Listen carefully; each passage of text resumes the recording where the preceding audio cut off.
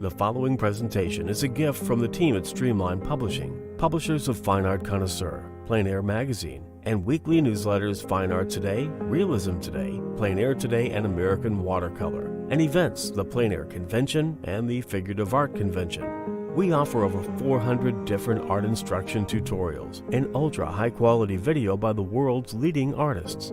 If you like what you see, help us support our artists and our team with your purchase. Each video aired has a special discount code for today only in the comments section with a link to the video offered. And to see everything we do, or if you want to receive notice of new releases, new products, and new events for artists, simply click the other link, which says, "See everything we do." Thank you.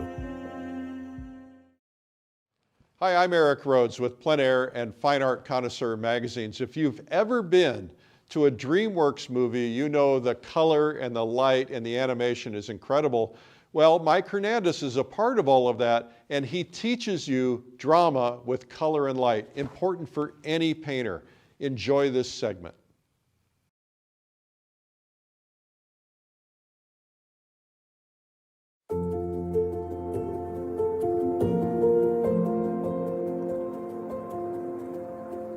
Hello everyone and welcome to the workshop. My name is Mike Hernandez and today I will be painting in gouache. Just a little about myself. I was born and raised in Los Angeles, California, and have been working for DreamWorks Animation as a production designer, an art director, and a concept artist. I'm also an instructor and have been teaching plein air for over 25 years. Today I'll be taking a painting that I've done before and I'll be breaking it down into steps. I'm going to show you how I do that in gouache. Now let's get started. So what we got here is my setup.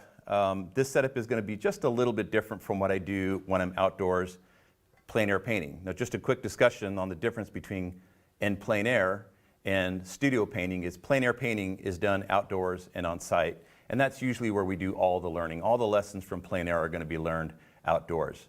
But for what we're doing today in the studio, I'm going to show you how to take a reference photo and paint from that and create the same type of light and color that you would learn in outdoor painting. So this is what's typical for both plein air. The only difference is for studio painting, I'm going to be using this table as my easel, and I'm not going to be using a tripod for a setup. So we'll take it and break it down into some of the components here. So what I have is my palette. And what I use for indoor or outdoor is a Stay Wet palette, and this is a wet box basically. So when you buy the Stay Wet palette, they usually come with some kind of a sponge that you wet, and it'll come with a palette paper. That palette paper usually gets soaked for about 15 minutes to open up the pores. Then it makes it breathable, so that way you can put your paints over that palette paper and it keeps it wet. Over time, my palettes evolved to just using the sponge that comes with the palette. And the reason for that is I feel like if you just use the sponge to put your paint on top of it, it's a more immediate way to keep the paint from drying up. Now, no matter what you do when you're out in the field, these paints are going to develop a little bit of a film. So when I'm indoor, I can control that climate. But when I'm outdoor, I can't control that, so it's best to have a spray bottle just to mist over them every now and then. So now this sponge is wet, and what I've done is I put the sponge in and I put a bit of water in this until it pulls up. I then tip the palette to the side until I can no longer pour any water out in the immediate sense. When I put it back down, I know I have enough water on here, and you'll notice that the paints on the sponge aren't bleeding in. So if you use the sponge that comes with the palette, that's going to be fine. But if you were to buy yourself a different sponge, which is fine, you can get it at a supermarket. You just want to make sure that you're getting a sponge that is very dense and it doesn't have a lot of holes in it, because if you do, and it's very porous, it's going to suck all your paint away and it's going to be no good to you. So let's go over the list of the colors that I have in here. Everything in here, they're all gouache colors. And when I buy gouache, by the way, I'm talking about regular gouache and not acrylic gouache that comes with a polymer base in it. You don't want to be using that. So the regular gouache can be reactivated. Versus acrylic gouache, once it's dry, like acrylic, you can't reactivate it again, it seals. What I have here is permanent white. I've got a permanent yellow. You can also use a brilliant yellow or many different yellows. And by the way, these colors that I have on my palette aren't exclusive, but they're colors that I would typically use. I have a linden green, which I love. I think that's a great color for when we want to do warm colors. Not so much when we just want to do green grass or foliage, but I use it for a lot of earth tone. I also have here a marigold yellow, which is more of an orange in my head. And then I have a brilliant orange, which to me, again, is more of a warmer red. I have my ultramarine blue, my yellow ochre. I also have my, my burnt sienna, alizarin crimson, spectrum violet, burnt umber. I also have my permanent green, and then I have my cobalt turquoise, which is such a great color. And the last color I have here is my sap green.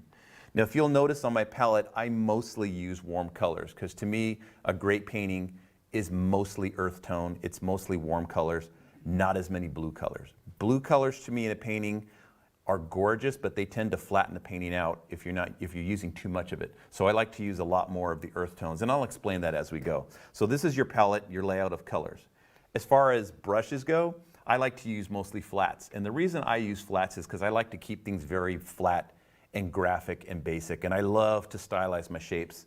And having flat brushes allows me to create something that's a lot more graphic and it's a lot more iconic. So I love these shapes, and they are also great in blocking. So I use a 1-inch flat, and I'll use a 1/2-inch flat, and then I use a number 8 round, and then I have my pencil for blocking in my sketch. Now, one thing to talk about when it comes to your brushes is making sure that you're using acrylic brushes or gouache brushes. You can use a blend of acrylic/watercolor brush, but try not to ever use an exclusive watercolor, especially the real expensive pure sable brushes. Those aren't good for the way I paint in gouache. Now, if you're using gouache without any white and you're not building it up opaque, you use it in washes like a watercolor, then I think it's fine to use a watercolor brush. But for the way I paint as if I'm painting using oil paint. I like to build it up a la prima. So for that, I use acrylic brushes. And the difference is they're a synthetic hair. And because they're a synthetic hair, they're going to be a little firmer. So they're going to be able to handle the buildup of paint as we get thicker. So when it comes to a brush, you want to make sure you're not spending too much money on your brush. You know, I don't spend any more than $30 to $40 on, let's say, a brush like this, and then on the smaller brushes, anywhere from $15 to $20 on those brushes. For me, I always like to keep things simple. When it comes to the brushes, I don't go beyond this. I've been known to do a whole painting using the flat brush only. And the flat brush is going to be great for beginners because it's going to also help you in simplifying your shapes. We'll be using mostly the big brush. We'll go down to the half brush, and then towards the end of the painting, I'll be finessing some of the final details with the round brush. Next we have over here is a mixing tray. This is just a straightforward mixing tray. What I like about it, different from the plastic tray, is you could, if you wanted to be economical, and if you're out plein air painting, you could fold this sponge in half and put your paints on this side and use the mixing tray on this side. But what I love about this tray when I'm in the studio is it's got a glossy finish, so the paint is going to mix faster and it's going to be smoother and it's going to give me faster results. So I like using the mixing tray, plus it gives me more surface area to mix from.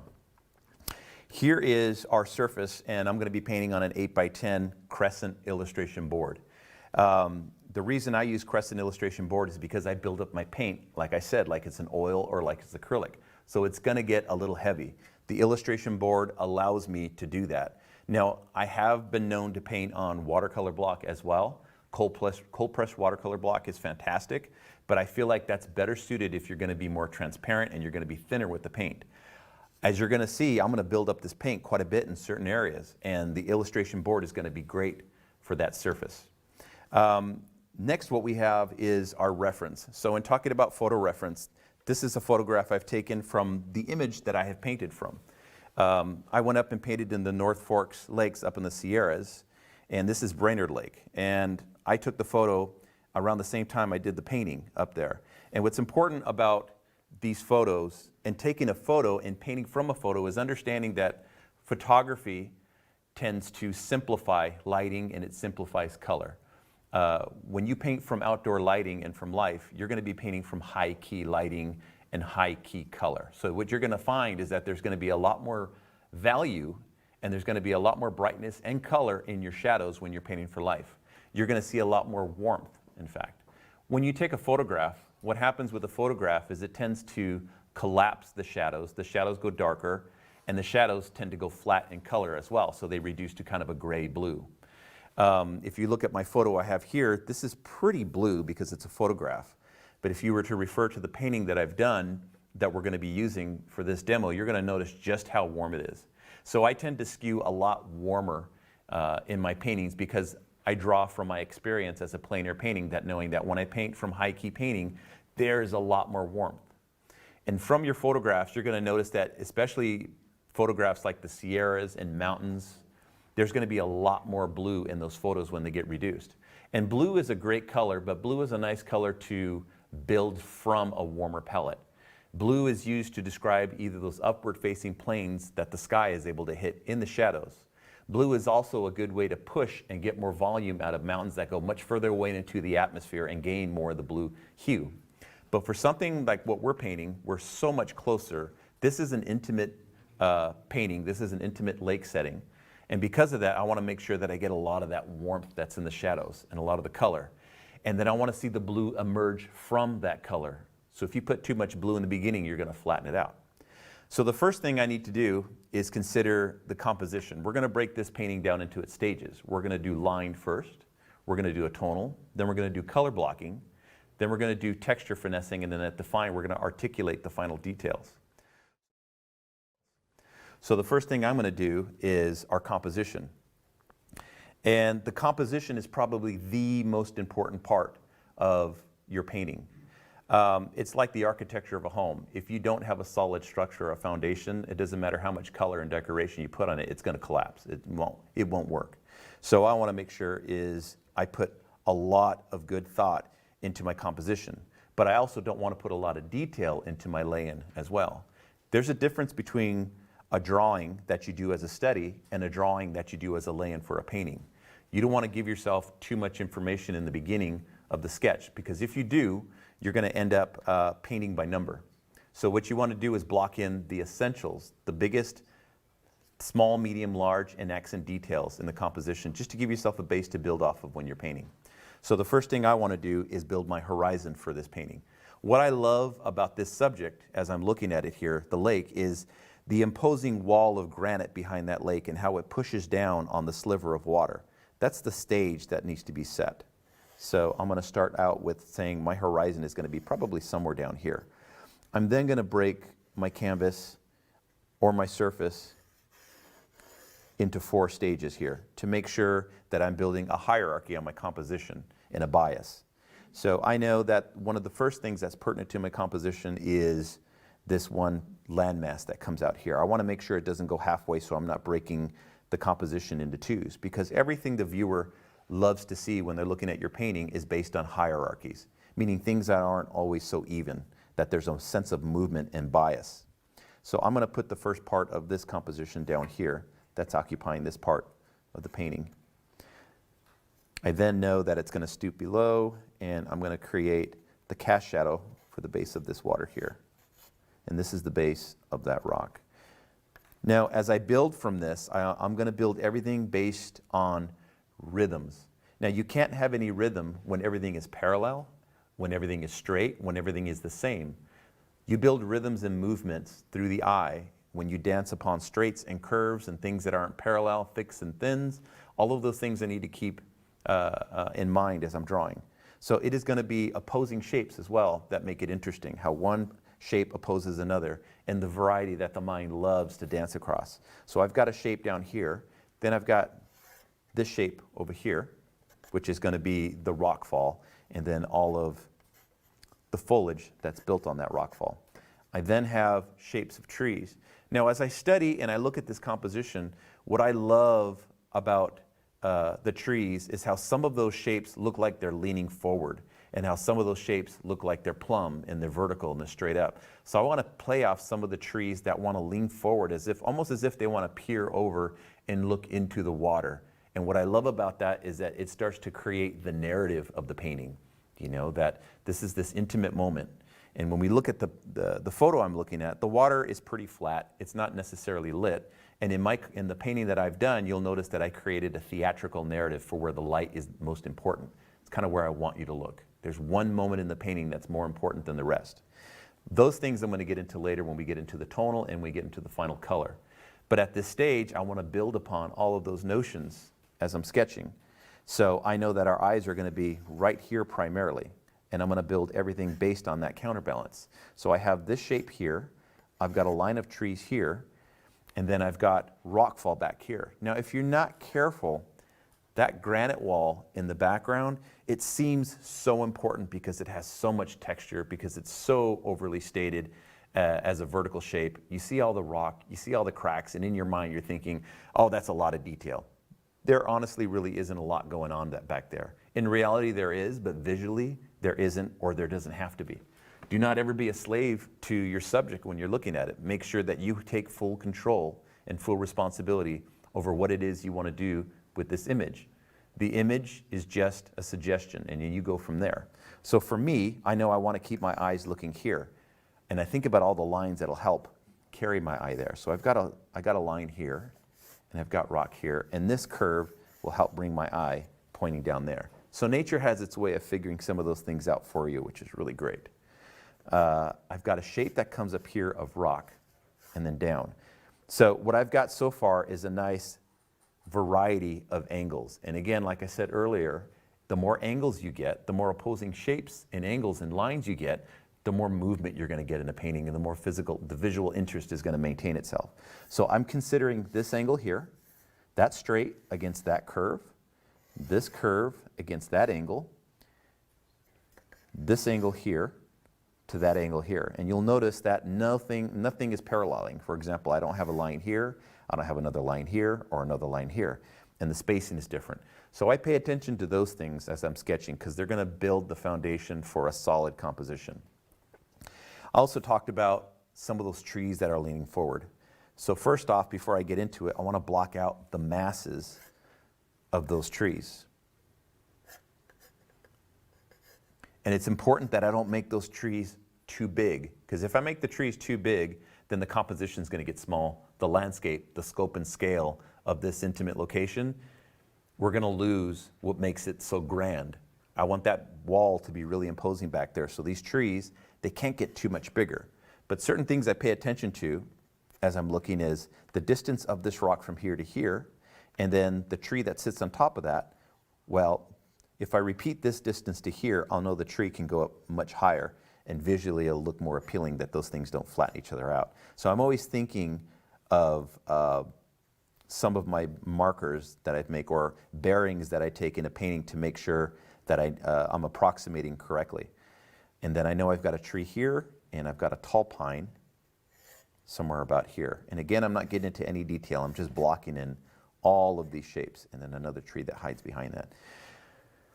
Then I've got some masses back here, a group of trees back over there, and they kind of climb up the wall and make their way out.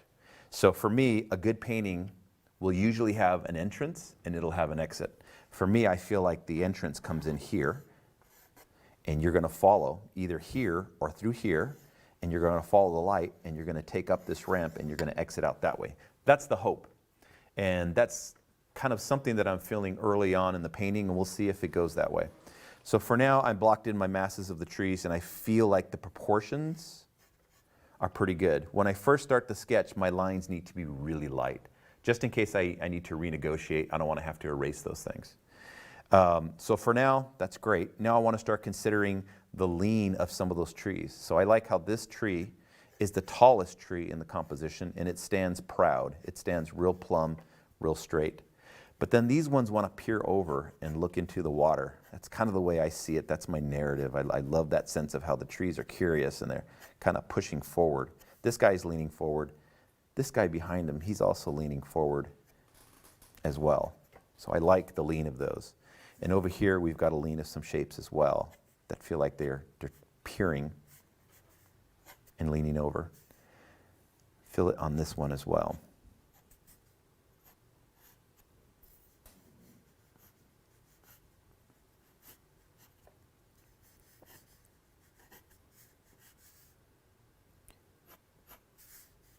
And then opposing angles. That angle here to this angle here, they're different from each other. So that'll create a sense of movement and variety and rhythm. You can't have rhythm if everything is the same. You look at a sheet of music and you take a look at all the musical notes and look at how they all move. It's beautiful. And for the eye in painting, it's the same way. You need to create that musical rhythm that keeps it interesting and appealing, because nature will do it for you as well.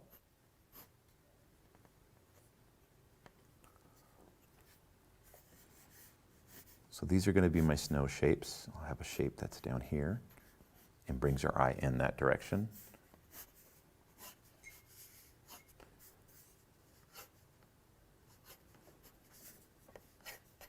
Don't need to spend too much time up here. I know I'm going to have a group of trees in that spot there. So what I want to make sure now that I've sketched a lot of this is that I have a solid base for the lake, the base lake of the shoreline in the distance for this wall to meet. That is a strong, static line.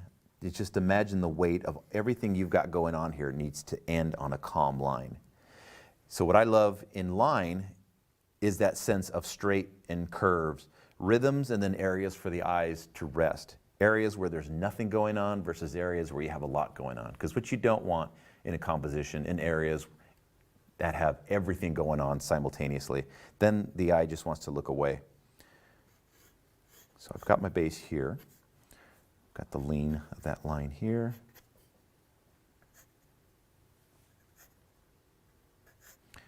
So I feel like I'm pretty happy with the base, so I'm going a little bit heavier.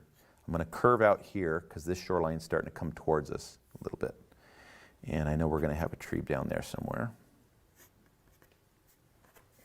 So all my angles feel like they're opposing, they're variety, they're not repeating themselves. The distances between some of these masses doesn't feel too even.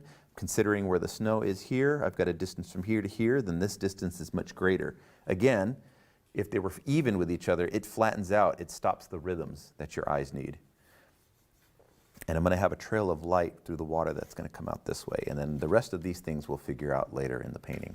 So I just want to make sure that I have these things figured out first. Just make sure that you spend enough time early on in your composition to build your foundation, but not to render this. I don't want to put too much information and too much detail. Kind of feel like I'm getting to that point where maybe I'm going just a little bit too far, so I'm going to stop. So I do have a nice line where these trees are coming down. I want to establish that for sure.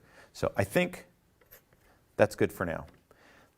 For me, as I look at this and I evaluate, I'm feeling the rhythms, I'm feeling the hierarchies, I'm feeling the movement. And if you notice, my complexity is right here. This is where everything gets complicated, everything kind of pulls together, where lines are getting closer, shapes are getting tighter, and then everything else beyond that opens up to where the water is almost nothing. It's a dead calm. Those are good rhythms for the eye. That's a good foundation to start with. So from that point on, I can now move into the tonal. Now, the reason I go into a tonal for this, it isn't a complete value study for me. It's more of a way to figure out how these giant masses are comparing to each other. So I'm not going to do a complete value study, but I'm just going to block in some of those masses. And what I like to do is I use a base tone of burnt sienna and a lot of water. So you'll notice in the beginning of my paintings, as we start to move forward, I try to use a lot more water in the beginning. Hardly any white at all, if actually no white. It's a lot like oil painting where your foundation is very lean and then you finish very thick. And the thickness is usually where the light hits. So you build a little more textural interest there. So I'm going to do a fairly light wash over the entire painting. It's probably a good idea to just pre-wet the surface. And I don't want to overwork that surface because I have a pencil and a line drawing here that if I'm not careful, I'm going to lose it.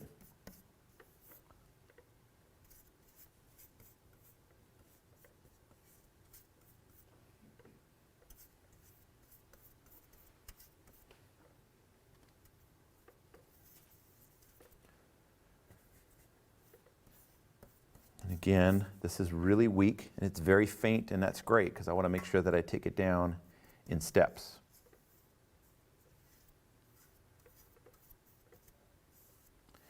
And that's fine. My pencil is holding up, so I still have my image. And then as that's drying, I can just start working into the next layers. A little bit of wet on wet is not a big deal.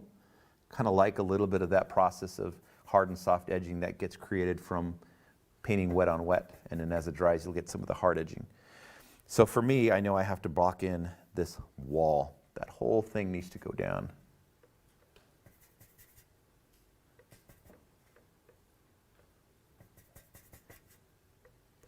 And the reason I use burnt sienna as a wash, you'll notice a lot of the masters in the early days, they used a warm wash like a burnt sienna or a yellow ochre or a little bit of an olive green or a earth tone for their base.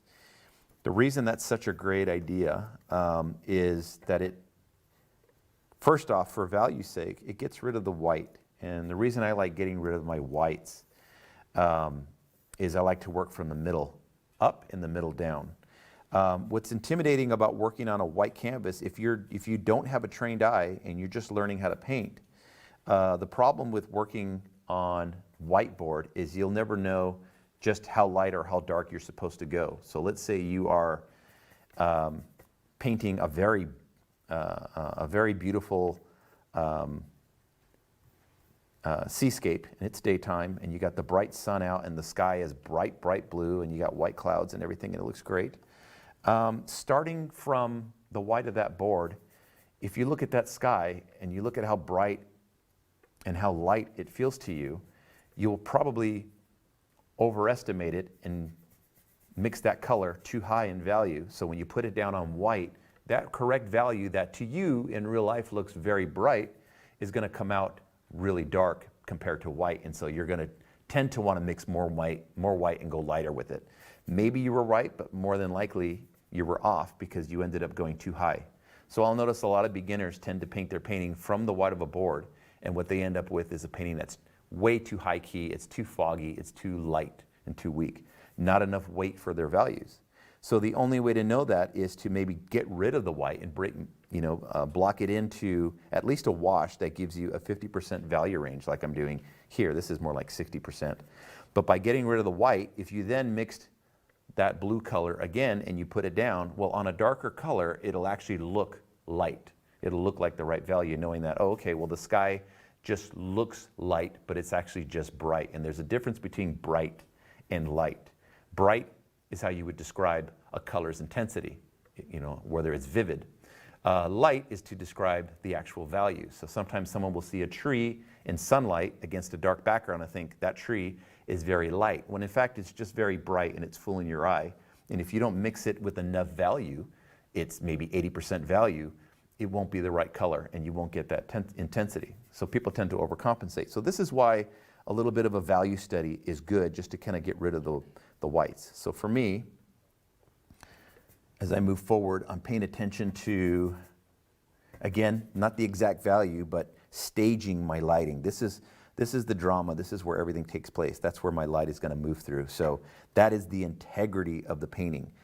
Distilled to its simplest elements, this is it. This is what the painting is all about. That integrity has to be there at the very end of the painting, that simplicity of that one piece of light, meaning this is my primary read. There'll be a few highlights on top of these trees and some highlights back here, but it's all going to be about whether you enter here and come up or whether you come down and exit out that way. But then you're going to dance along the way on some of these highlights of these trees. So for me, that's the lighting. And then just to reinforce some things, I want to reinforce the weight of my masses. A good vocabulary of all your masses are going to be your small, your medium, and your large shapes. And not only do you need to have those small, medium, and large shapes, but you also need to have the variety of those shapes so that they're not all the same mass, but they're not all the same shape either.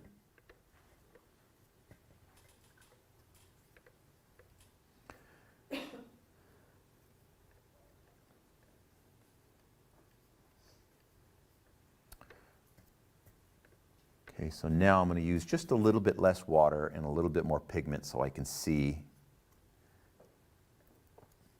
just how graphic my darks are looking.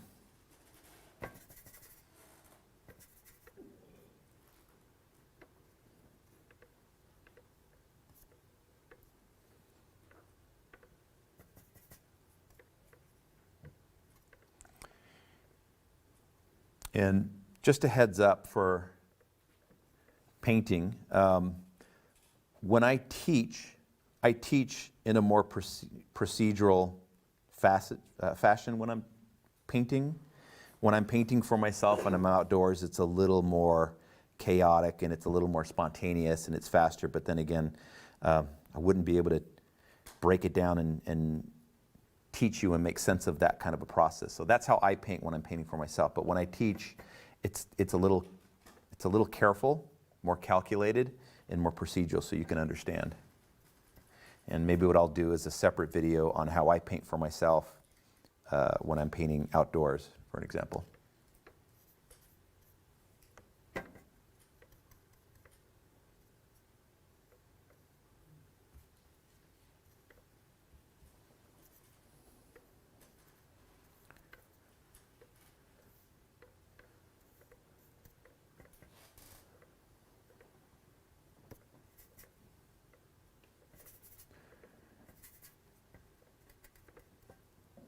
Okay, again, you guys shouldn't be thinking of finessing forms. I could think a little bit about stylization early on, and making maybe some of these shapes a little more idealistic. Depends on what kind of painter you are. Some plein air painters don't do anything with their landscape. They're more of a purist where they go out and paint. The way it looks is the way you paint it. You don't change it. You don't manipulate it. It is what it is, and you paint it that way. And I think that's a fantastic tribute to the landscape, and I don't see anything wrong with that at all. Because I work in the entertainment industry, I'm always manipulating and telling a story, and I'm always trying to control the viewer's eye, and I'm always trying to control the viewer's narrative, and their emotion in a painting. That's my job. It's what I do in the industry. So I tend to not cheat, but I tend to become more narrative and take more control with the landscape when I'm painting. So there's times when I'll paint a landscape just the way it looks and just kind of be more of a purist, and I think that's fantastic. And then there's times I'm a little more narrative with the process. And I'll take certain shapes, I'll move them around, even though the landscape is suggesting it's one way. I'll change it and maybe do something either a little more iconic or idealistic. Now, sometimes iconic and idealistic doesn't come off as unique because a landscape in and of itself is unique all by itself. So by changing it, you're not necessarily making it unique, but maybe you're making it unique to your statement. So again, nothing against the purity of taking a landscape and painting it exactly the way it appears. But like I said, for me, I always like to embrace and tell a story if I can, by kind of pushing and pulling on things a little bit. And I haven't gotten into that yet, but you'll notice, for example, there were things that I liked, and all I'm doing is I'm not necessarily changing anything that's going on as I design this, but I was thinking about the things that are there, and what I'm doing is I'm overemphasizing them. For example, in composition, I took these trees and I thought, well, that feels like to me they're leaning over the lake, and they're wanting to peer into the water or peer into the light. So to me, that was kind of a narrative and an idea, maybe something that was a little more poetic, maybe slightly overly cliche, I don't know, but I liked it. I thought that was it was a good thing to build on. And when the viewers look at it, they may not even know that, they may not even see that, but hopefully somewhere in there they'll feel that as an interesting element. But you, the designer, had that intention that hopefully when the viewers look at, they'll be able to enjoy, maybe not knowing why they enjoy it, but thinking, God, there's something interesting about those trees and the way it's painted. I don't know what it is. But you as the artist need to know. So I think for now, this is pretty good, as a base and a blocking of these masses. I could do some subtle things up here to the rocks.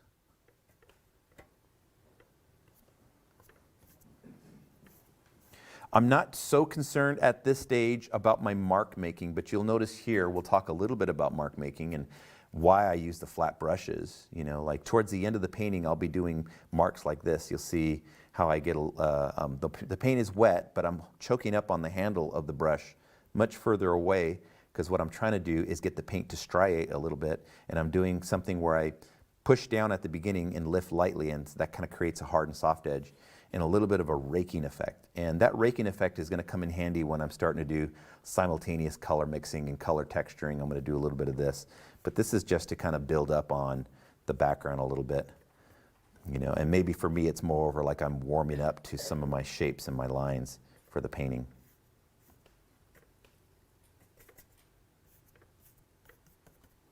Again, this isn't a full tonal.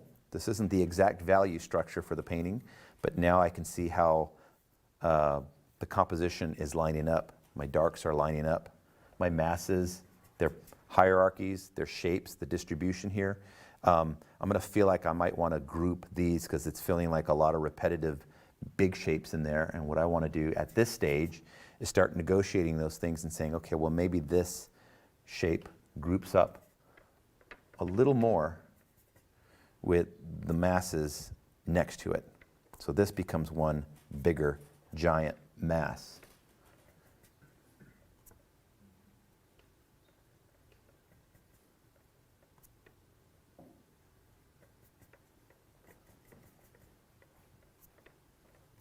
And I think that's going to work out better that this is grouped. And I love to group my shapes in the beginning, and that's something we're going to talk about throughout the process. There's going to be a method of grouping masses, grouping shapes, grouping colors, and grouping the value structure as well.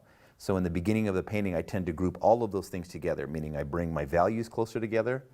I will bring the contrast and the differences between colors closer together and group those that they feel like they're all kind of in the same mass. And then towards the end of the painting, I'll start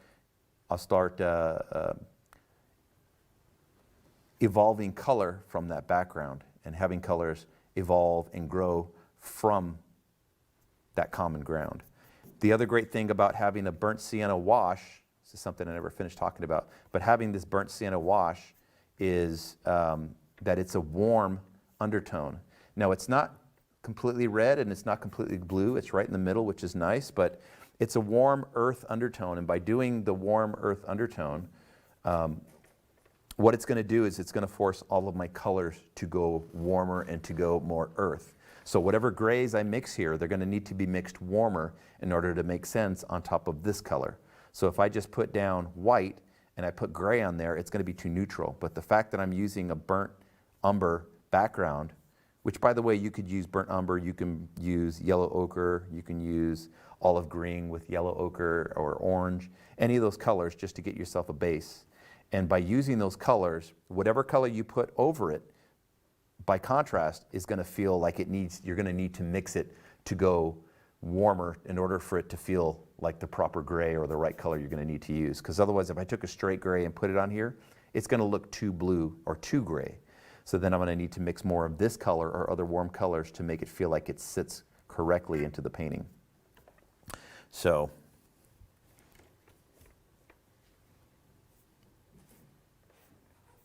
there is my brightest part of the painting right here. This is where the light comes through.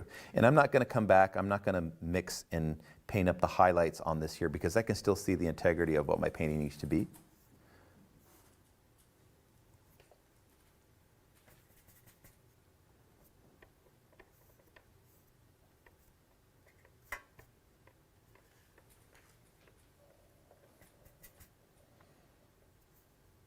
Like I said, I haven't really gotten into maybe designing these shapes a bit. I mean, you'll see as I've blocked in these masses, there's something kind of graphic about the way I've blocked the shapes because they're so simple, and I'm trying to keep things very simplified. When you paint in plein air or anything you do, it's always good to reduce the details. When I'm painting in plein air, I tend to reduce the details. Sometimes as much as 60% of the details are gone. I'm only painting about 40% of what's really there. And the reason I do that is by eliminating the non-essential, I'm going to leave behind the essential, because there's over 1 million things you could say about a given composition. You as the artist needs to choose one for the viewer and embrace it. So by taking away all of the other things that aren't important, you're leaving behind the essential elements. So in other words, by giving the viewer less of the details, you're actually giving them more. So that's why I like to simplify. And by simplifying it, in a sense, it creates a sense of style as well. And style can also be derived from your color, the shape of your compositions, your line making, your simplicity, how you create your shapes and your forms, how you lay down your mark making, all of those things. Style can also be derived from your mood and the type of storytelling that's indicative of your style when you paint. You know, style to me is being able to look at someone's painting and say, yeah, that's an Edgar paint. Like I know every time I see an Edgar paint, I know he did it because there's a style behind his mark making, his grouping, his intellect, but that he was also very intuitive with his painting. That I know that whenever I look at a painting, he had an intention, and every painting looks intentional. His designs look intentional. So in fact, if you get his book, which I highly recommend, Edgar Payne's Paint and Composition, it's kind of like a Bible. I don't like to call it the rules, but for beginners, I think it's a good diary of how to construct your thought and construct composition and color and light. And you get to look at his book like you're reading a diary, and how this guy was very intentional. He thought of the many ways to compose compositions, stylizing compositions like O compositions and Steelyard compositions, circular S, and figuring out what makes a composition unique instead of the same composition over and over and over again. As far as light, mood, as far as the line, the shape, the color, everything, all of those things he was responsible for. Okay. And towards the end of the painting, I start to think of ways to keep my eye where it needs, the viewer's eye where it needs to go. So, I know that I'm going to knock down a lot of these areas. Your eyes don't need to go up there. I know that they're going to be in this area, so I want this area to glow a lot more than the rest. I want to make sure this area gets staged appropriately to go dark enough so that way we can pop and see all those beautiful highlights off of those trees here.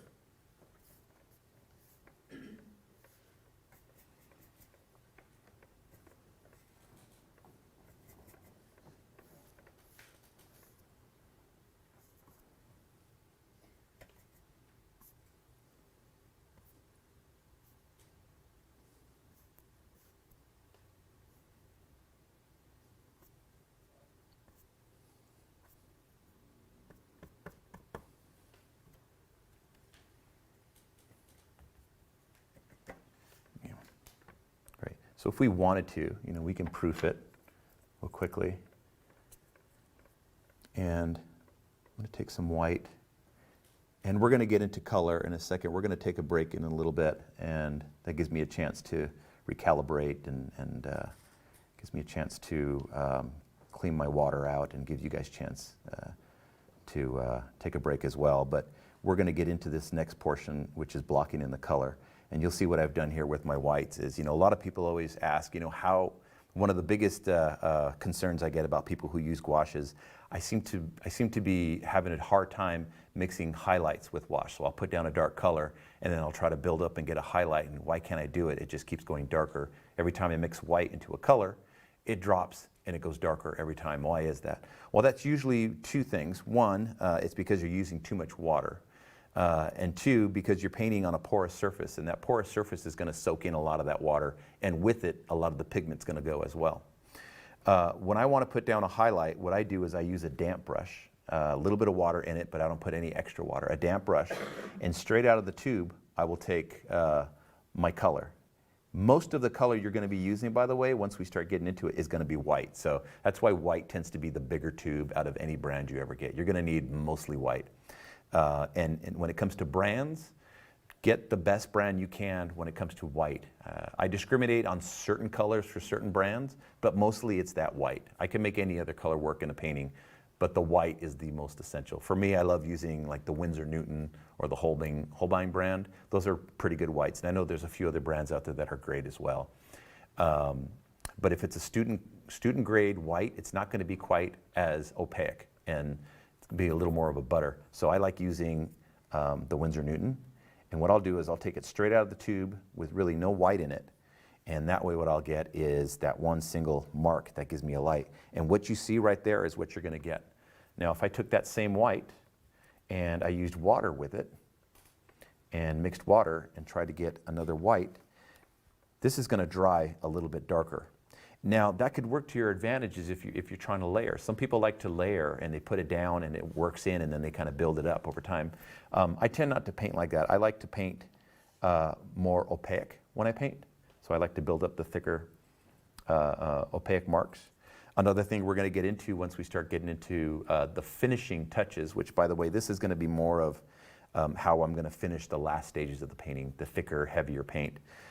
It's about putting the least amount of marks down at any given time, really chewing up those mark makings as we go. So let's take a look at this value study. And again, I feel like we're in the right place. The lighting feels like it's doing what it needs to be. My darks feel like they're darkest maybe right around here, which is where I want your eye to go. Like I wouldn't want to put my darkest darks out here. And again, this, like I said, this isn't a full value study, but it's given me an idea of how this painting is evolving. Once I start getting into color, I'm going to remember the things I'm discovering with the value blocking. We do want to gain some value for having some of the darker darks right here. More contrast is going to happen in this area for many reasons. For one, this is where the brightest bright is going to be. And then your darkest darks are going to be right around here somewhere. And for that, what it's going to do is your darkest darks are going to build volume. Your higher contrast of where your darkest darks and your lightest lights are going to come forward in a painting. As you go lighter in contrast, then that's going to build more depth and atmosphere. So some of these darks aren't going to be quite as dark as this. I'm not overly concerned about it too much because the distance from here to here isn't that great, but I do want to gain some sense of volume in the painting, so I will be hitting this with maybe a little bit more contrast, maybe a little more color on this foreground where the sunlight hits. And it just so happens that the light is really embracing this foreground rock more than it's doing anything back here. So by default, we will get more texture, more color, and more contrast in this foreground here. I could at this stage, I don't have to, but I could maybe block in those shapes of glacier in the background to see how they're going to feel in the composition. Again, it feels maybe just a little bit too early at this stage, but I'm going to do it anyway to kind of show you how it's going to work. I'm going to have it peeking through this tree here, and it's going to come down and kind of point to this area, which is nice. I've got this rail of glacier kind of riding in at an angle that maybe brings your eye into the painting maybe. It's another possible entrance for your eye, or an exit depending on which way you've entered the painting, to kind of come up this way, drop down, and come in here. Or you may enter here and come up and exit there. You may come down this way and follow that out. But it's good to think about your bearings and the things you're using in your painting as a way for the eyes to kind of travel. So I might like to come up here and then maybe drop down about here. I'm going to bring a little piece of glacier just to kind of return the rhythm instead of just sporadically putting highlights left and right everywhere. Another thing I need to be careful about doing is making sure that I'm not using the same thickness everywhere. I'm not spacing these out the same distance from each other, so that way I build the rhythm and I maintain the rhythm and the hierarchy. Otherwise, I'm going to have, if this line, and I did another snow line like that and another one like that, you've ruined rhythm in the painting and you've ruined the visual interest of that and the natural appeal of what happens. So I'm trying to take lessons from nature and learn from what it's doing. So, these are just placeholders, and you're gonna hear me use that word quite a bit, the word placeholder. I'll use placeholders for value, placeholders for color, placeholders for shape, knowing that I'm always gonna come back. In our next chapter, when I get into color blocking, the colors I'm gonna use are always just gonna be guesstimates and estimates of what that color needs to be, just to kind of get me in a ballpark, because I know that painting is gonna be a lesson in negotiating all those things. You won't be able to paint color until you have all of those relationships together. One thing I don't have here yet, and these are things I can discover towards the end of the painting, but I'm kind of foreshadowing them now, is some of maybe the smallest marks, like maybe that small piece of snow right there compared to these larger pieces. That's going to build and give you a sense of scale. It might be kind of cool as I'm thinking, either I put some sort of an island right here. I put a little dot right there, and the reason I did that is I tend to be very narrative, like I'm telling a story, like this is some establishing shot for a movie I'm working on, and I have a tendency of always doing that as I'm painting. It just kind of happens. I'll put like a dot, and that dot just kind of says, that's my character, and maybe we'll do that. Maybe we'll have our hiker, maybe this little landmass comes out a little bit and gives them something to stand on, and we'll build that this is going to be our hiker, or maybe a couple of hikers down there, and then it just kind of gives this whole painting a different narrative, and it gives it a different scope and scale. I want to make sure they're not placed right in the middle, but you won't really, even if I put them here, you wouldn't feel middle because of the bias of all these bigger shapes, so it would be okay if I did. But it might be nice that, as we finish the painting, I'm going to paint right over those guys and I'll bring them again. I'll bring them in again towards the end of the painting because I think it adds a nice appeal. It's always really great to add a little bit of a subject. For me in landscape, the landscape is the subject, so I tend to think of all of those elements as living. An example would be in this composition, without the humans, the subject is the landscape. It's the rocks, it's the trees, and then the water is the other subject. So I always try to play my masculine against my feminine, my hard against my soft, things like that, my warm against my cool. So in this one here, for example, the rock is the masculine, it's the male, it's all the angles and those jagged edges and whatnot. And then the feminine is the water, and the water is going to be that jewel and that gem. It's going to have that depth and sparkle like a crystal will have in it. And so I want to play those opposing elements together in the end of the painting. So I think this is a good time for a break. We'll finish up here with the tonal, and then I'll refresh some of my colors in my palette, and we'll get into the next chapter, which will be blocking in the colors. All right, welcome back, everyone. So we just finished up with our tone and our blocking for this composition, and the next stage I want to get into is going to be our color blocking. So in the color blocking, again, we'll keep it really simple, and that's why I broke this down into stages for you guys, because it's so important that in the very beginning of the process, you don't start thinking about too many of the details. You don't start thinking about the finishing. You don't start thinking about the things. And in fact, whenever it gets to painting anything that's a landscape, I never think about the things at all. And the things meaning like the smaller details, the leaves and the branches and the texture of the rocks. I don't think of those things. I think of the masses of color and the shapes of light and the relationships of all of those colors to each other. So I'm going to talk a little bit about gouache and why gouache and what it is, and why I chose to work with it. I started out as an oil painter and painted exclusively with oils for quite some time. I used to paint large oil paintings, and then once I started teaching in college, I had a lot of leftover gouache paints, and I decided to incorporate them into the teaching in my class. And I noticed that the students, once they started using the gouache, the learning curve increased. And the reason for that was that they were no longer struggling with, as a beginner, how to use oil and the application of oil. Gouache was just a little bit cleaner. And gouache does have its set of challenges as well, but I feel like in oil, the challenges were maybe greater for those students, where they were building up and getting a little bit too thick. And so they were struggling with the application instead of struggling with the more important things, which was edge control, color, value, and lighting. All those things were more important. And I noticed that students were able to comprehend the things I was trying to teach them by using gouache as a medium. Now, I don't know if this is going to be true for everyone else, but I just felt like, okay, well, in using oils myself and in teaching with oils, I also noticed that gouache, the way I paint with gouache, because it's so opaque and I build it up kind of thick, it's easier to paint smaller with gouache. Now, if you're going to paint gouache like you're painting a watercolor, well then you can paint as large as you want. You can spread it in with as many washes as you want, with as much water as you want to spend. But when you paint kind of thick like I'm painting, for me, my comfort size is like 5x7, 6x8, 8x10, 9x12 at the largest. It doesn't, especially if I'm out painting in plein air. If I want to do a studio painting any larger, like 11x17, it's fine. But for plein air, it doesn't spread quite as well if you're building it up and painting like it's an oil. At that size, you might as well just use an oil. But the reason I started using gouache in the class is I noticed, okay, well, we can paint smaller. And over the course of 25 years of teaching, I've learned that it's best to paint smaller and to paint more often within any given time. Paint with a much larger brush and with a smaller palette and a smaller amount of time. We call it the magic hour, or the magic 45-minute window, where as a beginner, you only have 45 minutes to learn everything you're going to need to know about the view you're looking at.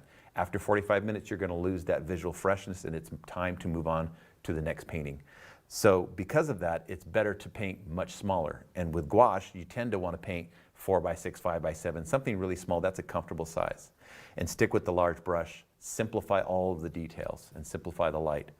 So I noticed the students were learning this a lot faster. And for me, once I got into working in the industry as a production designer, art director, that window for time for me to get out and paint became smaller. And then I only had time to paint in the morning, paint at lunch, paint after work. So gouache was much more portable for me. And I know that you could probably get a really great portable oil setup as well, and that works. But for me, the gouache was simple. I can keep my clothes clean, and a lot of times when it was hot, I would paint in the car. So the setup was really fast, and it was simple.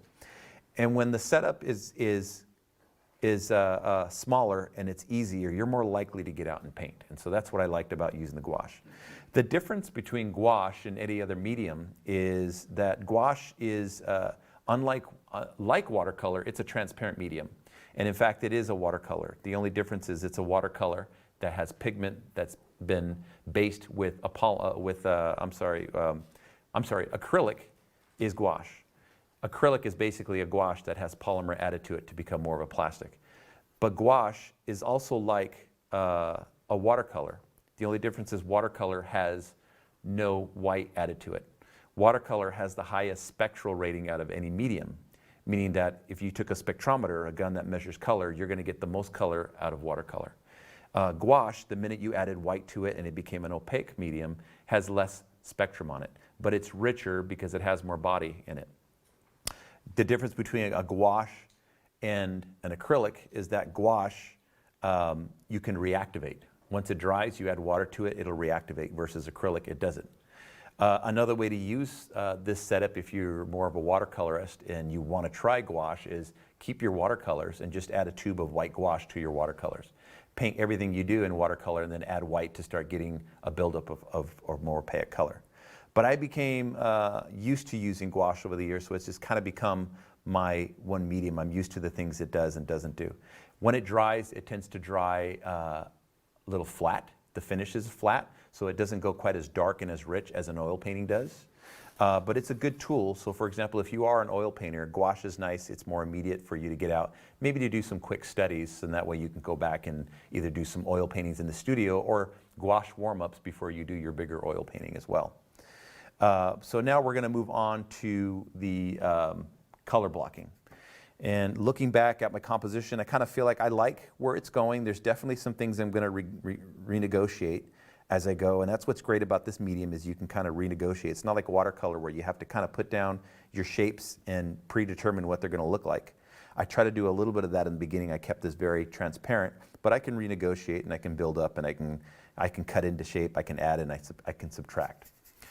In the beginning, for the color blocking, what's important is that we get a guesstimate or an estimation of what color we're going to need, but we want to hurry up and block in something as a placeholder and start building relationships. I don't want to try to aim to find the right color, and in fact, it would probably be impossible for me to get the right exact color without knowing what the other colors are going to be next to it. It is relationships that make color, so you wouldn't really know what you have until you put the puzzle pieces down. But again, we're not going to go too far ahead, so I'm going to start, and I'm going to keep things fairly wet again, and I want to start building in some of the puzzle pieces. So I'm going to start with the bigger, broader shapes, a lot of that concrete and that granite back there. And I'm not just going to make a gray, so I'm going to start in with my yellow ochre and my burnt umber, some of my green, my cool green, a little bit of my turquoise, and some white. I'm going to put a lot of almost every color in here because I'm trying to get to gray, which is what I'm doing.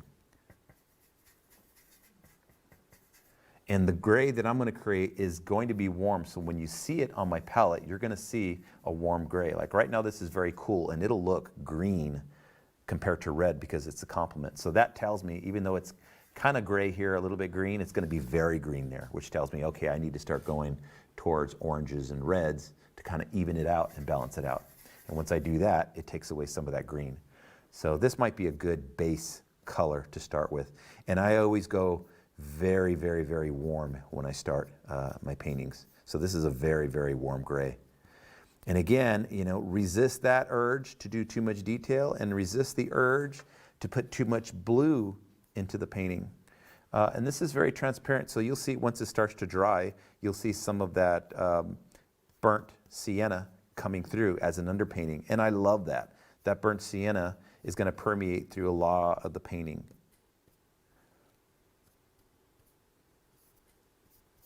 And I love to let that undertone breathe a little bit. I know that there are light variations, there are textures in the rock back here. I'm not even thinking about any of that right now. I'm just trying to hurry up, and I'm trying to get a base color to start with. Not doing any warm and cool modeling with it. I don't even know if I have the right color or the right value yet. I just need to put it down and then start building all the other pieces to key off of that. You need to key off of those things to let yourself know where you need to go. Now, if I had sketched out way more detail back there, I wouldn't be able to move as fast as I'm moving now. It would have been a paint by number situation. That's why it's important not to put too much in the beginning of your painting so you have the freedom to move.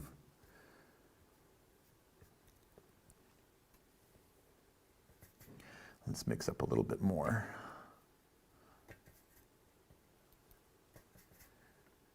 And what's great about estimating where you are and, is knowing that you're going to renegotiate this stuff later, and you don't have to be perfect in the beginning.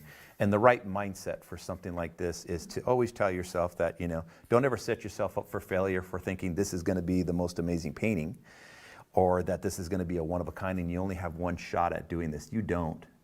For me, I kind of do, because this is my demo. But in reality, every painting is just a study. And when you set your mindset at that it's just a study, it's just paint, and it's only one of, if not thousands of paintings you're going to do in your lifetime, then you relieve yourself of that burden of thinking that it has to be perfect. Meaning, if you've relieved yourself of that, then you've got nothing to lose. And if you have nothing to lose, you have everything to gain in this process. So you relieve yourself of that thought that this is going to be perfect, that you don't want to mess it up. Everything is about learning. In fact, some of my favorite painters, Edgar Payne, you name it, some of those great painters, Sargent and all them, their paintings that are hanging up in galleries, they're just studies. They're beautiful, beautiful studies. And if you get that mindset of thinking that everything you do is just a study, you'll have better success. Try not to set yourself up for failure with the wrong mindset.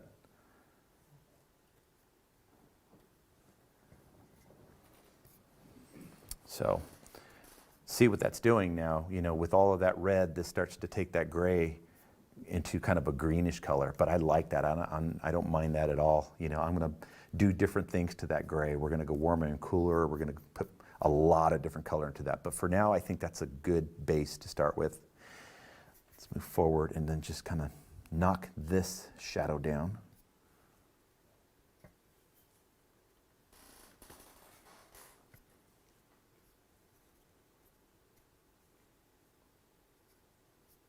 Mark making, again, not quite as important here. Edge control, not quite as important yet. We'll start getting into that when we put our final marks.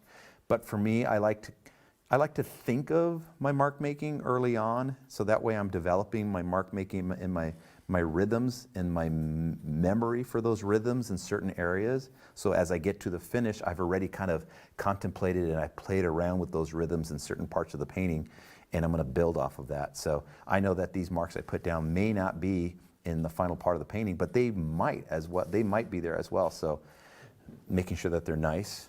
Then I'm going to go into blocking in the water. Now, if you look at the reference of the lake, that lake looks like it's one gigantic pool of turquoise and green.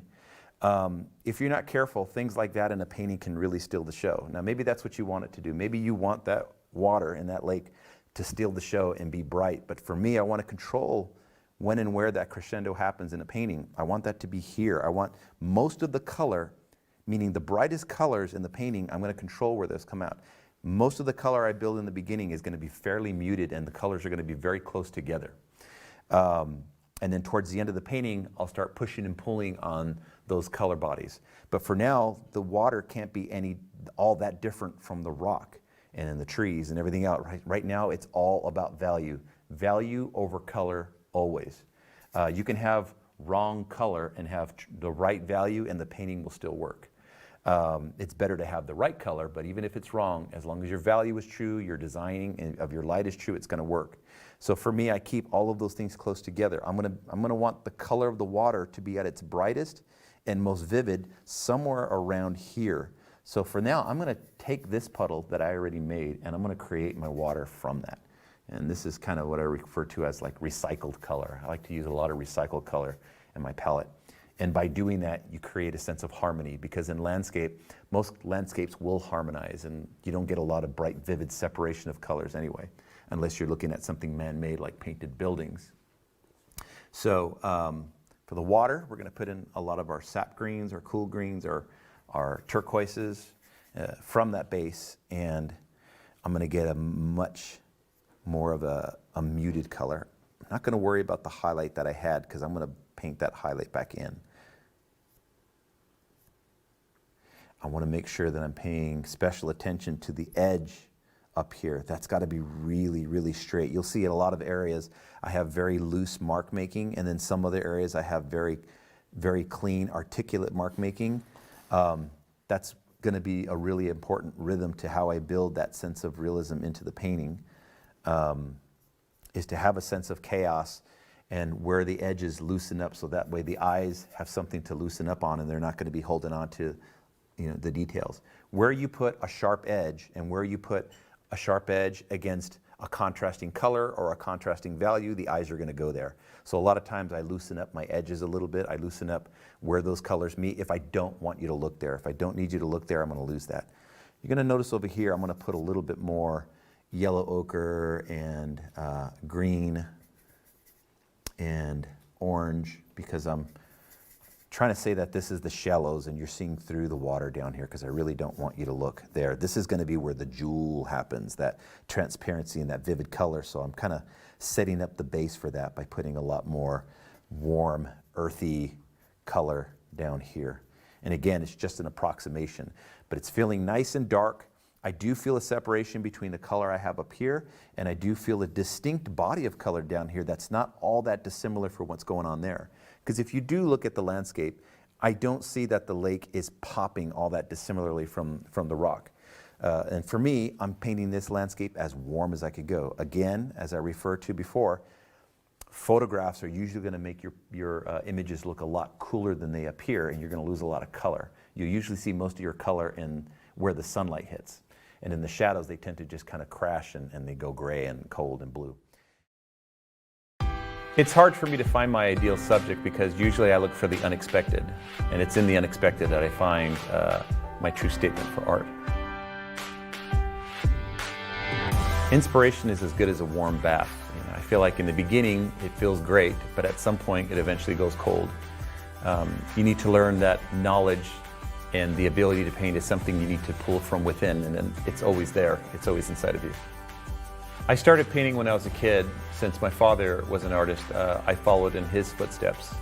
And it wasn't until I got into college that I started taking art seriously. I also started teaching landscape painting while I was working as a production designer at DreamWorks Animation.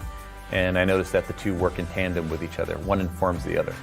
All the principles I'm teaching in this workshop apply to pretty much any medium you're going to be using for plein air or studio painting, whether it be oil, acrylic, watercolor, or even gouache. You're going to learn a lot about composition and how to make a solid layout, and then we'll go into blocking in a value study and learning how to do theatrical lighting and how lighting tells a story and how to have a great narrative for a great painting. Then we'll go into how to use color and broken color and texturizing a lot of your paint and a lot of marbleizing as well. So hopefully these techniques work as well for you as it does for me.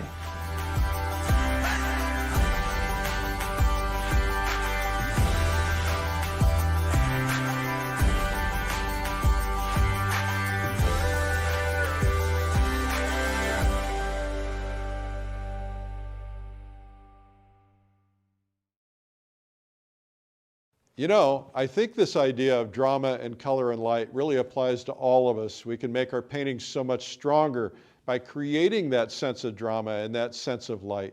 Mike Hernandez did a fabulous job. We had him in the studio here, and we did an online broadcast, and we're going to share now with you a Q&A that Mike did in the online broadcast.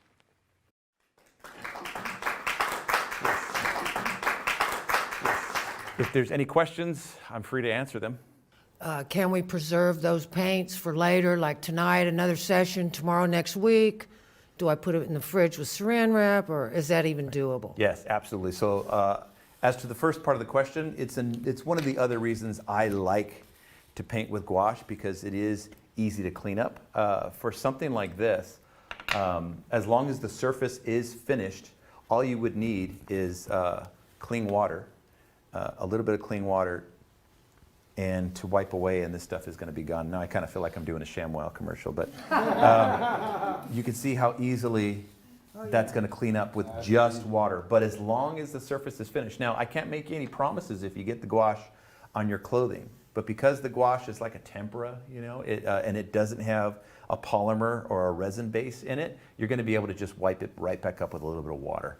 But watch out for your clothing, you know, make sure that you don't get it on the clothes or on the furniture that doesn't have a finish on it. As for being able to reuse the paint, absolutely. This is why I like using the wet box here. It has a lid on it, and I'll show you what that looks like.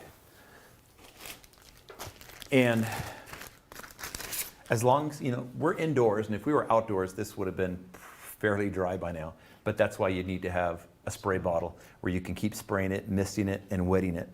But as long as, you know, that stays moist, before I close it up, I would give it one more hit and I would spray it down very, very well. I just wouldn't want to oversaturate it to where all these colors are going to bleed into each other. But you can see they're holding, because the sponge I have in there is fairly, it's a very firm sponge. But once you're done, put a cap on that. You could, and I like to put it in a sealable bag, and you wouldn't even have to put that in the fridge. You just put it in the sealable bag and leave it out. A couple things to keep in mind is the kind of water you're going to be using in here. Now, there's a couple things you could do. A lot of people use spring water or distilled water, and if you use distilled water and you've started from a very, you know, sanitary, clean base, and then you're not really going to have to worry so much about mold in here. But I think at some point you're going to be using different waters or other things, and the agents are possibly going to get in there. So my best bet, every now and then, what I'll do is I'll spray a little bit of peroxide on the lid and then close it up, and that kind of helps things. But ultimately, if you were to keep spraying this down and you use distilled water and you close this and you seal it tightly and you put it in a plastic bag, I've had paints in here last me a good 2 to 3 months, if not more. What will happen is you will get skinning on the tops of the layers of paint. In fact, right now I can probably touch that one and you can see that it's not on my finger. It's formed a skin on it.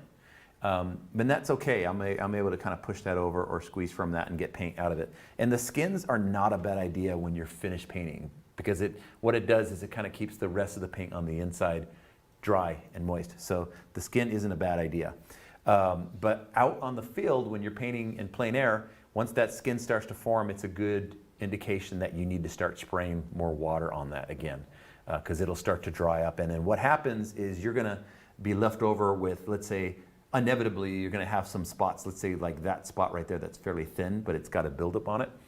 That's going to dry out. Once it completely dries out, you cannot use that area again. You can reactivate gouache, but the way I paint so thick that I can't reactivate it. It's going to be like trying to reactivate watercolor, and if you paint like a watercolor, that's fine. Some colors don't reactivate well with water when it comes to gouache, whereas all colors in watercolor are made to reactivate and re-wet. But in some areas, gouache won't, especially the more opaque ones, especially and primarily white. Do not ever try to reactivate white and think that you're going to get a nice opaque buildup with just re-wetting dried up white. It's kind of an endless battle.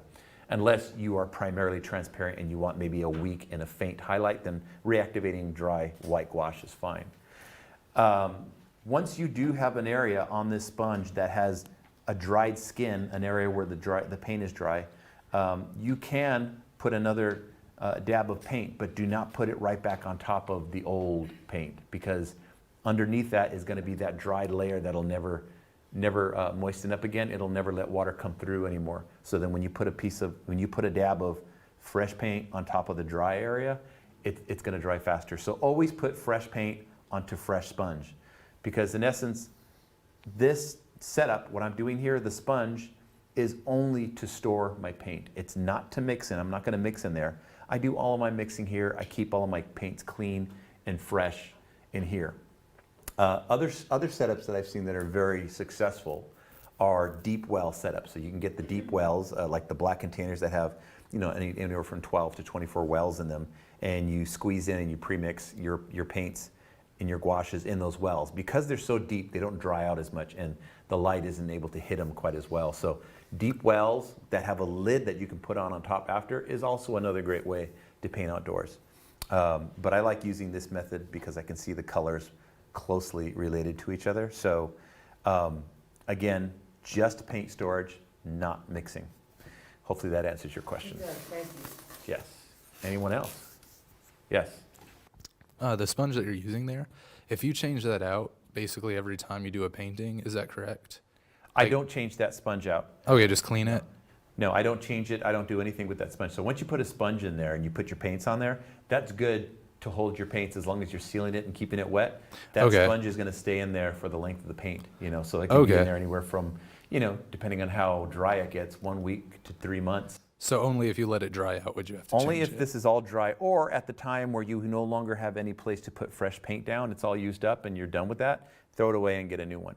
Is there a brand that you go with, or is it just kind of a cheap, thin sheet of sponge? Well, it's a good question, because Masterson's, this is a Masterson Stay Wet. This is what this palette is. And they manufacture their own sponges that come with this, and those are great. But if you're in a fix and you're in a jam, you could always go to the supermarket, and most supermarkets in their cleaning aisles will have these sponges in there, and sponges for cleaning countertops. And as long as the sponge is fairly dense, like this one is, which most of those are because it's all about absorbency and reusable ability, most of those you're going to be able to get those. And this one, in fact, I got it from the supermarket you guys have down here. And they come in this size, so I was able to plop it right in, and it fits just as is without cutting it. Nice. So you don't have to use the Masterson's sponge that comes with. You can use any sponge, like I said, as long as it's not too porous. Okay. Yeah. And could you go over your colors one more time really quickly? Go over the colors? Yeah, just what colors you use. Absolutely. So again, my favorite palette is a palette that consists of mostly warm colors and a lot of earth colors. When I first started teaching gouache, I used a lot of primaries, things like a basic palette I used to teach in when I first started was to use an azure blue, alizarin crimson, and primary yellow with white, and like a printer, using those as primaries. I would use those as my limited palette for students, and they can mix pretty much any color, almost any color with that. And I found that was too hard for students to learn from in the beginning, because I felt like they didn't mix enough. So if they had azure blue and they had a blue sky, they would just add white to their blue and say that's sky. And if they happen to have something that was yellow in the field, they'd say, well, white with yellow, and that's it. Not knowing that you have to mix all the colors together, all of them in percentages some way or another. And rarely and almost never will you ever use a pure out of the tube color by itself, a primary on a painting. You can, and we do that in animation and in cinema and theater. I like to punctuate moments in a painting or characters in a painting with a primary color and really pop that stylization. But in reality, that rarely ever happens. Even in nature, even if we were outdoors and I saw a building that was painted primary red, and I looked at my palette, I'm not going to take that primary red by itself. I'm still going to incorporate some of the other colors in the palette in that landscape in a very small way to make sure that it fits within the other scope of colors that it's relating to. So in that sense, that's why I always have an extended earth palette. I put a lot more earth tones. I changed my, I know this goes beyond the question you're asked, but it's part of it. I changed my basic limited palette that I used to teach into a palette that had more pre-mixed colors, earth tones. So that way it forced the students to mix with those and see that you need more earth tone, that colors that relate to each other. I would almost suggest if you're going to use just the three, like, cyan, magenta, and yellow kind of a thing with white, you mix a pool of those colors together first, then you take a piece of that and then create a color from it. So that way at least you started with a base of all the colors together and you harmonize. So what I do is it's extended. So I like to use my yellow, and I use I don't use a warm and cool of every color, but I tend to like to do warm and cool, like warm and cool yellow right here, the permanent yellow, but that could be many different yellows. I've used brilliant yellow. I'm not extremely particular about the actual color, with the exception of maybe I love spectrum violet and I love marigold yellow. But any ballpark yellow like this with I love linden green because that's the cool yellow, or like a lime green. Your marigold, and this one is, this is a different one I'm using today. This is brilliant orange. Sometimes you can, instead of brilliant orange, you could use like a medium scarlet lake to get that same color. Because I think of this as my, my cool red, my warm red, my cool red, but that's to me is as red as I'm going to go. If I need to go any redder than that, then mixing, alizarin with that color works just fine. So I've got the warm and cool here, which is my burnt sienna and my alizarin. And then my yellow ochre could have been up here and grouped together with my other colors. It was kind of an afterthought. Ultramarine blue, you could also just use cobalt. Now, depending on the palette, sometimes I've had students take ultramarine and cobalt out of their palette and just use like a sky blue or a primary blue in there, because what happens if you're going to use, if you have spectrum violet, you got to be careful about using spectrum violet in a palette that also has ultramarine, because they're both violet. One is a violet blue and one is more of a violet, like a purplish color, a brilliant violet. So you got to be careful when you have alizarin, spectrum violet, and ultramarine in there. I could have almost, taken that out and just put sky blue because I have so much spectrum violet and alizarin crimson. What's nice to kind of juxtapose those are my other cool, on the other spectrum of the blues. I have my, I think, let's see what that one's called again. The cobalt turquoise over here, and then my permanent green. So there's kind of like a warm and a cool of that color as well. And then, I've got my sap green. What were those two you just went over? Sorry. The cobalt? Yeah, what two cobalts? So this is cobalt turquoise. They also make a cobalt turquoise light. Okay. And then this is a permanent green deep, I think, or just permanent green. But again, the colors aren't as important as just making sure you're ballparking the right warm and cools of every color in there. Sometimes I'll paint with a very, very limited palette. This is a lot of colors, but I wanted to make sure, since I knew I was demoing and a lot of people were going to be using, some people are used to using full ranges of color. I could have definitely gone further and put way more colors on here, but I also probably could have gotten away with a lot less. And looking at my photo, the reference, there's not a lot of color there, so I could have used a fairly limited palette to do this painting. And in fact, sometimes you're better off using a very limited palette so you don't get yourself in trouble. So the more color you put on your palette, the more likely of trouble you're going to get into. The less color you put on there, the less trouble you're going to have. So hopefully that answers. Yeah, do you think there's a sweet spot for students? A sweet spot would be probably to use, if I had to recommend a good palette, I would probably say use the permanent yellow, use the Scarlet Lake, use the burnt sienna, yellow ochre, alizarin crimson, use a sky blue, use a burnt umber, and sap green. And I would say that's it. Okay. You wouldn't need to use more than that. Be careful with, I would just say be careful with I took the violet out. I just don't think it's a good idea for sometimes, because it's such a crutch of a color, people tend to see a lot of violet in landscape because of default of what happens to things that kind of have a lot of yellow in it versus things that don't have any yellow in it. They tend to feel violet, the grays feel violet compared to like yellow or green trees and things like that. So people tend to see that and say, oh, that looks like spectrum violet, so they'll add white to violet and you get too much purple in a painting.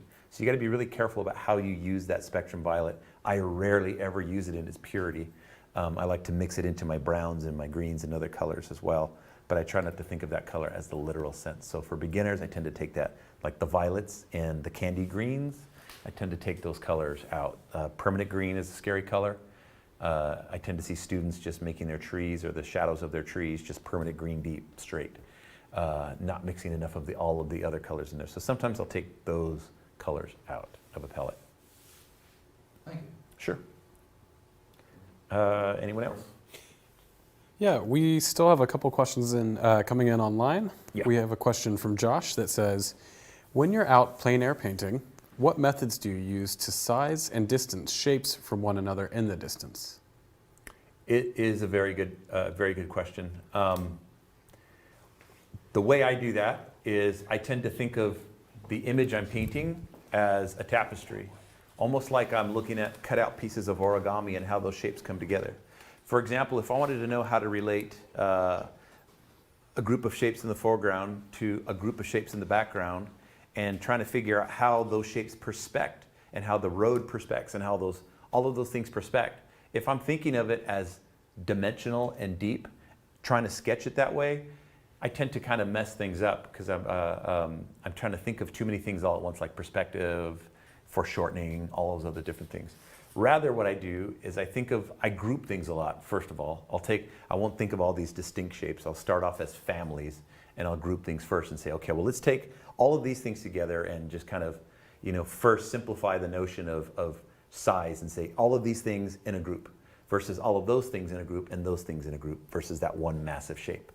When I do that, I then think of all those groups, instead of in perspective, I think of it as cut out pieces. So for example, if I have a road that's diminishing into perspective, instead of thinking of it in depth, I say, what does that road look like if it was a piece of origami and I cut it out as a piece of paper?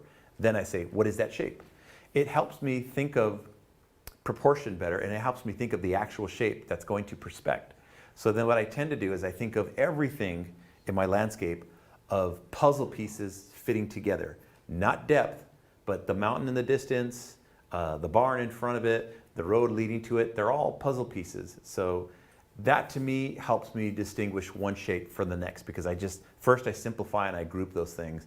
I try not to create the perspecting lines. I always think in perspective. I always think of where the horizon line is going to be, and sometimes I'll loosely indicate that on my canvas.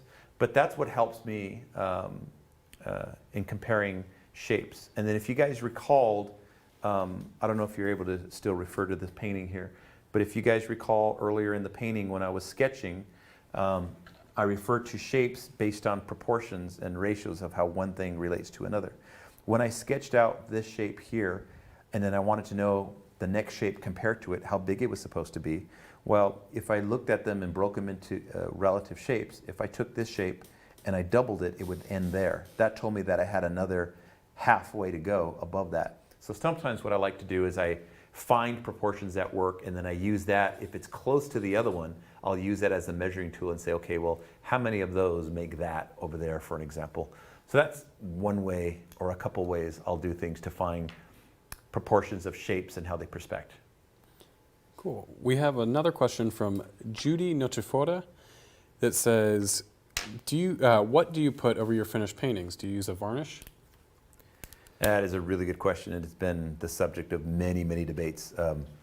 Went on for days and days on Facebook once on a post where people were talking about varnishing, your pieces. For example, I treat it like a watercolor. I don't put any varnishes on it, and most people don't treat their watercolors. You just put it behind glass. When I sell my paintings, I sell them without glass. So when I put them up in a show, I would put this painting, for example, in a plein air frame because I painted it like an oil, and it's painted traditionally like an oil, not really like a watercolor. So in that sense, it deserves to be painted in a frame if I painted it like an oil painting. And it would actually hold up, and I always had cautions about that. I don't put it in really dark. For example, I don't put it in a black frame because the darks in here don't go as dark as an oil would. But I'll put it in like a medium dark frame or a light gold frame. But I won't put any glass behind it because I don't like the look of glass over the painting. But when I sell the paintings, I always recommend to the buyers that they protect it behind glass. The best look for that is to put non-glare glass over it, like what they call museum glass or den glass. That's glass that has no reflection. Because if you had a regular piece of glass over an oil painting that's framed like a plein air painting, that's going to look kind of funny. And the reason oil paintings don't need that, because oils can be varnished and it can be protected. A gouache does need to be protected from the elements, so you do need to put some sort of glass over it. There are other people who've debated different methods, like using different wax-like varnishes, beeswax. I've heard all the different methods.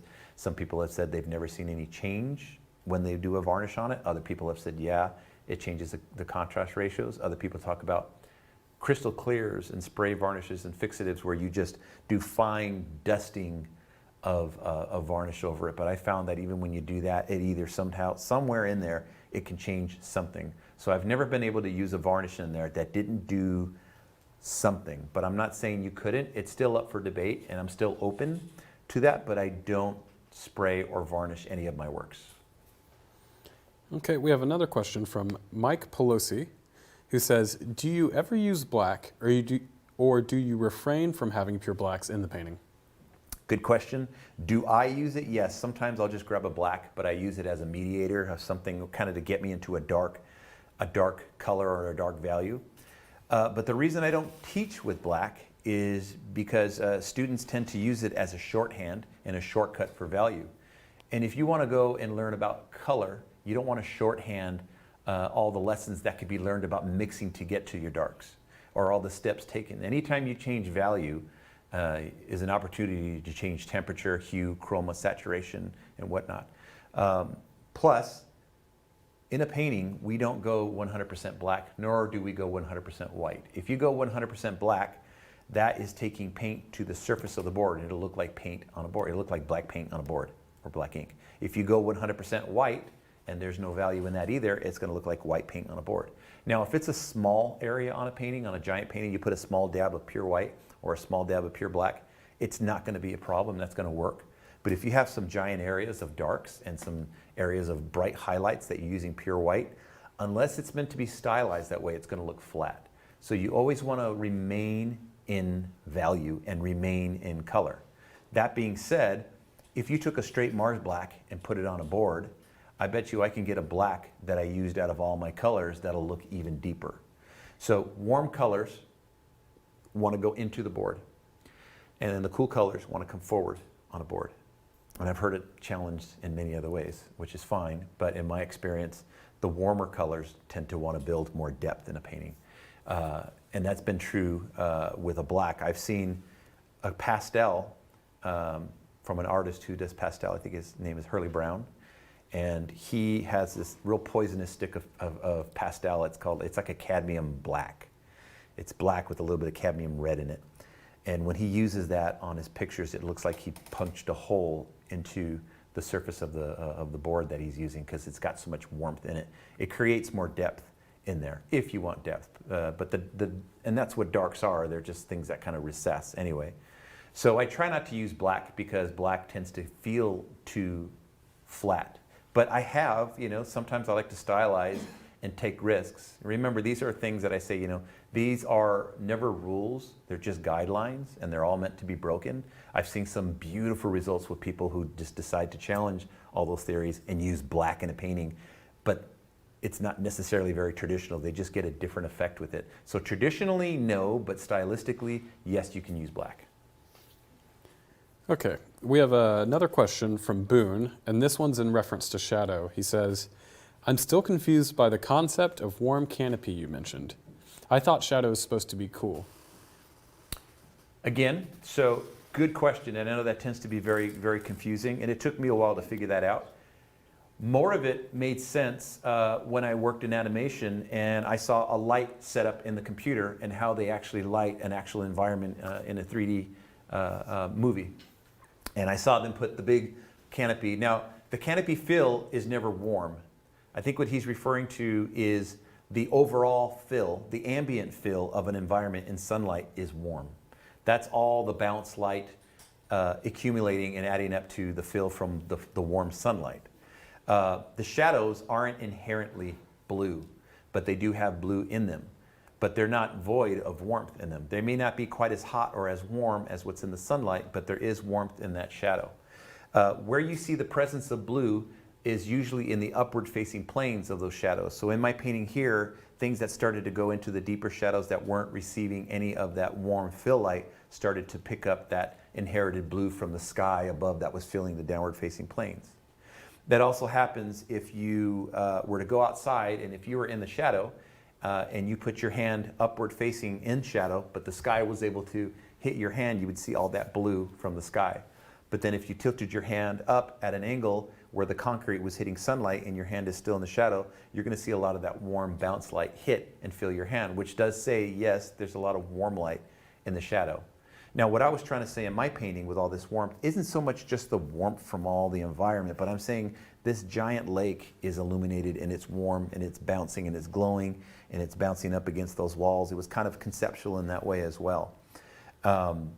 So the upward facing planes of a shadow are going to feel bluer. They're not going to be pure blue, but you're going to mix your local color and you're going to add a little bit more blue into that with a white to kind of feel like, okay, the blue sky is mixing into that upward facing plane or slightly glancing angles before you go 90 degrees and the sky can no longer hit that glance. The other way you get blue into the shadows is through gaining more atmosphere. So as those shadows start to go further and further away in the landscape, you start to get more of the atmosphere of the sky itself, and all those particles will then start to fill those shadows, and then you'll start to see more blue. So all that says is the mountain is, or the objects are so much further away that the shadows are just filling with blue. But in the extreme foreground, in a photograph, everything looks blue because that's the way the camera perceives it. It simplifies it that way. In real life, look again, you'll see that the shadow isn't blue. Maybe the cast shadow is blue. And the whiter and the purer the object would be in shadow, the more blue it's going to inherit on those upward facing planes. Okay, we have an anonymous question now. How do you keep your gouache from looking chalky? That is another great question, and that evolves from how you mix it. Usually a chalky painting comes from adding white to a color and then not readjusting its temperature. So sometimes someone will take, for example, a leaf that is in sunlight, and they'll take white and add it to an olive green or a sap green, and they'll get a highlight, and then there'll be even a brighter highlight on top of that, so they'll add more white to that, and then it'll just go chalky. So what happens is you have to, when you add white to a color, you cool it or you neutralize it. You don't make it warmer. So as you're building highlights to warm sunlight, you have to manufacture your warm transitions into that color. So if I've got burnt sienna and it's a skin tone and I add white and I put that down and then I have another lighter value of skin turning before it gets to the highlight and I added white to that again, I then need to either add more yellow ochre or orange to continue it going warmer so that way it doesn't in return look chalky. So you'll notice you'll never get a chalky painting when you don't use white, and if you were just to use your paints like pure watercolor and tint, you'll never get chalk. Chalk comes from the white adding to the color and not reinforcing that color with more warmer temperatures as you go lighter. So that's where the chalky color comes in. Okay, and our last question comes from Mary, and she says, was the initial block-in dry before the color block-in? Was it dry? Yes, before you started. Yes, absolutely. The paint on here dries immediately once I put it down in an environment like this. You know, even if it's fairly wet, it'll be dry at least within 5 minutes. And it's not a bad thing for it to be wet in certain areas, because sometimes I like to work wet into wet to kind of get some bleeding edges and let some of the undertone start to bleed through and mix with that color. But in this case, yes, it was dry before I even got into it. Well, that was a little snippet of an online broadcast that we did with Mike Hernandez when he was here in the studios. We hope you enjoyed creating drama with color and light. I'm Eric Rhodes. Make sure to continue to keep your head in the right place and keep growing. We'll see you. It's hard for me to find my ideal subject because usually I look for the unexpected, and it's in the unexpected that I find my true statement for art. Inspiration is as good as a warm bath. You know, I feel like in the beginning it feels great, but at some point it eventually goes cold. You need to learn that knowledge and the ability to paint is something you need to pull from within, and then it's always there. It's always inside of you. I started painting when I was a kid. Since my father was an artist, I followed in his footsteps.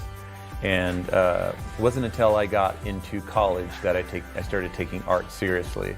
I also started teaching landscape painting while I was working as a production designer at DreamWorks Animation. And I noticed that the two work in tandem with each other. One informs the other. All the principles I'm teaching in this workshop apply to pretty much any medium you're going to be using for plein air or studio painting, whether it be oil, acrylic, watercolor, or even gouache. You're going to learn a lot about composition and how to make a solid layout, and then we'll go into blocking in a value study and learning how to do theatrical lighting and how lighting tells a story and how to have a great narrative for a great painting. Then we'll go into how to use color and broken color and texturizing a lot of your paint and a lot of marbleizing as well. So hopefully these techniques work as well for you as it does for me.